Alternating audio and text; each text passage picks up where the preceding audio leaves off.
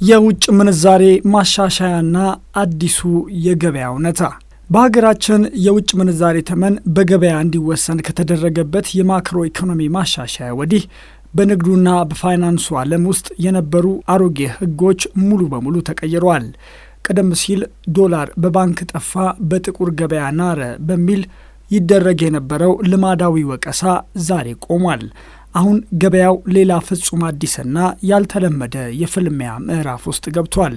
ይህ አዲስ የፖሊሲ መንገድ በተለያዩ የንግድ ዘርፎች፣ በባንኮች መዋቅርና በእያንዳንዱ ዜጋ የዕለት ተዕለት ኑሮ ላይ ያሳደራቸው ተጽዕኖዎች፣ አዳዲስ አሰራሮችና የመፍትሄ አቅጣጫዎች በተለያዩ መንገዶች ተተንትነዋል። የመጀመሪያው ከዶላር እጥረት ወደ ብር እጥረት በተለያዩ ዘርፎች ላይ ያሳደረው ተጽዕኖ። ከዚህ ቀደም ለአስመጪዎች ለአምራቾችና ለነጋዴዎች ትልቁ ራስ ምታት ባንክ ዶላር አልሰጠኝም የሚል ነበር።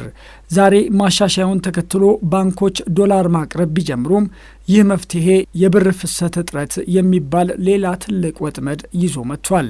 ባንኮች ዶላር ለመልቀቅ መሬት ላይ ያለውን እውነተኛ የገበያ ተመን ስለሚጠቀሙ ቀደም ሲል በነበረው ይፋዊ ተመን ዕቃ ለማስመጣት የሚፈለገው የብር መጠን ዛሬ እጥፍ ወይም 3 እጥፍ ሆኗል። ይህ አዲስ እውነታ በልዩ ልዩ የኢኮኖሚ ዘርፎች ላይ የሚከተለውን ተጽዕኖ አሳርፏል። የመጀመሪያው የማኒፋክቸሪንግና የኢንዱስትሪ ዘርፍ። ፋብሪካዎች ለምርት የሚፈልጓቸውን ጥሬ ዕቃዎች ከውጭ ለማስገባት ዶላር ማግኘት ቢችሉም ያንን ዶላር የሚገዙበትን የብር መጠን በማጣታቸው ምክንያት የማምረት አቅማቸውን ለመቀነስ ተገደዋል። በርካታ አምራቾች በሙሉ አቅማቸው ማምረት ባለመቻላቸው የሰራተኛ ቅነሳና የማሽነሪዎች መቆም አጋጥሟቸዋል። የኮንስትራክሽንና ግንባታ ዘርፍ።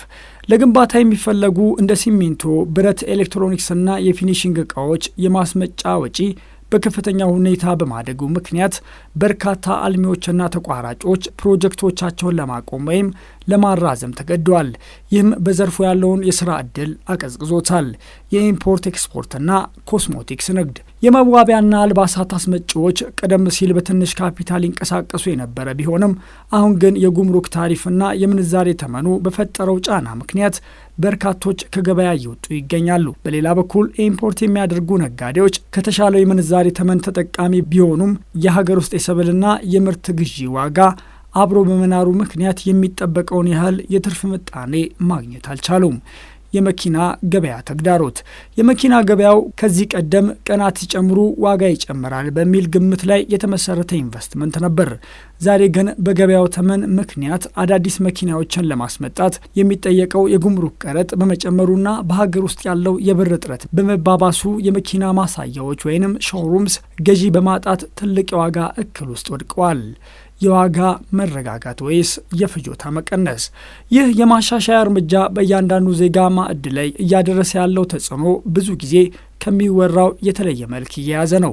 መጀመሪያ አካባቢ የምንዛሬ ተመኑ ሲለቀቅ ዋጋ በየቀኑ ይጨምራል የሚል ስጋት የነበረ ቢሆንም አሁን ላይ የታየው እውነታ ግን የተለየ ነው። ዋጋዎች በከፍተኛ ደረጃ ንረው ትንሽ ከተረጋጉ በኋላ አሁን ላይ የዋጋው መጨመር ሳይሆን የሕዝቡ የመግዛት አቅም ፍጹም መውረድ ትልቁ ክስተት ሆኗል። በኢኮኖሚክስ ቋንቋ አንደር ኮንሰምፕሽን የሚባለው ክስተት መሬት ላይ እየታየ ነው። ይህም ማለት ዜጎች ገቢያቸው ካለው የኑሮ ውድነት ጋር ስላልተመጣጠነ ፍጆታቸውን በከፍተኛ ሁኔታ ቀንሷል። ቀደም ሲል በኪሎ ወይም በፓኬት ይገዙ የነበሩ መሰረታዊ የፍጆታ እቃዎችን እንደ ዘይት፣ ሽንኩርትና ጥራጥሬ ዛሬ በጥቃቅን ፍጆታ ለመግዛት ተገዷል። ነጋዴው ዋጋ መጫን ቢፈልግ እንኳ የሚገዛው ሕዝብ አቅም በመሟጠጡ ገበያው በግድ የዋጋ ጣሪያ ላይ ደርሶ እንዲቆም ሆኗል። ይህ አዲስ መንገድ የዋጋ ግሽበትን በቁጥር ቢያረጋጋውም በተግባር ግን የዜጎች የኑሮ ጥራት እጅግ ያጠበበ ፈታኝ እውነታ ነው። የመንግስት የብሔራዊ ባንክና የንግድ ባንኮች ምላሽ። የማክሮ ኢኮኖሚ ማሻሻያው ከተተገበረ ወዲህ የሀገሪቱ የፋይናንስ ተቋማት ገበያውን ለማረጋጋትና የብር እጥረቱን ለመቆጣጠር በርካታ አዳዲስ የፖሊሲ እርምጃዎችን ወስደዋል። ብሔራዊ ባንክ የዋጋ ግሽበትን ለመግታት በንግድ ባንኮች የብድር አቅርቦት ላይ የጣለውን የ14 በመቶ የምደባ ገደብ በማጠናከሩ ባንኮች ለነጋዴዎችና ለአስመጪዎች የሚሰጡትን የብድር እንዲቀንሱ አድርጓቸዋል። የተወዳዳሪ ምንዛሬ ተመን አሰራር። የንግድ ባንኮች የውጭ ምንዛሬን በጥቁር ገበያ ተመን ልክ ተወዳዳሪ አድርገው በመግዛትና በመሸጥ ከባንክ ውጪ ይዘዋወር የነበረውን ዶላር ወደ ህጋዊ ስርዓት መሳብ ችሏል። የህገ ወጥ ገንዘብ ዝውውር መቆጣጠሪያ የኮንትሮባንድ ንግድን እና መታወቂያ የሌላቸው ህገ ወጥ የገንዘብ ዝውውሮችን ኋላ ለመግታት የባንክ ሂሳብ ዝውውሮችና የጥሬ ገንዘብ ገደቦች በጥብቅ እየተከታተሉ ይገኛሉ። ከብር እጥረት ወጥመድ ለመውጣት የሚረዱ የፋይናንስና ቢዝነስ መፍትሄዎች።